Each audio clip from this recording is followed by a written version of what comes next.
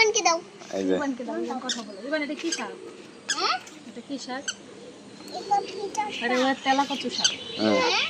তেলা কচু শাক খেলে কি হয়? তেলা কচু শাক একটা ভেষজ উদ্ভিদ বলা যায়। এটা খুবই একটা উপকারী একটা শাক। এটা জোরে বলেন। খাইলে মাথা ঠান্ডা থাকে, কিন্তু আমার যাওয়ার মাথা এখন সময় গরম, ঝগড়া করবে খালি। তাই নাকি? গরমটা আপনি কেন করেন? কেন আপনি তো করতেছে? ঠান্ডা কথায় করার কথায় মানুষ। গরম হয়ে যায়। আপনি তো ঠান্ডা করার মানুষ, আপনি তো ঠান্ডা আমি করিয়ে দিতে একটু পারেন। ঠান্ডা মানুষ না, আমার মাথা গরম হয়ে যায়, উল্টো পাল্টা কথা বলি। এই জন্য এই, আজকে তেলা কচু শাক রান্না হবে, জামাই মাথায় যেন ঠান্ডা থাকে। আচ্ছা তেলা কচু শাক কি আপনারাও দিয়ে খাবেন, রানবেন? খাইয়ে দেখেন, মজা লাগে আসলে। আসলে সত্যি কথা, এই শাকটা মজা লাগে।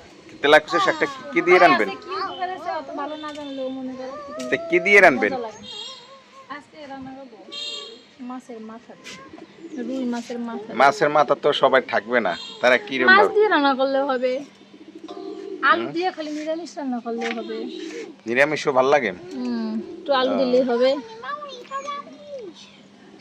আমার বাবাটাও কাটে। বাবা কি করো তুমি? হ্যাঁ না সত্যি একটা মজার শাক, ছোটবেলা থেকে খাইছি এবং এখনো ভালোবাসি। বেগুন বেগুন দিয়া কি করো আগে মা রান্না করে দিতে ভালো মজা লাগতো।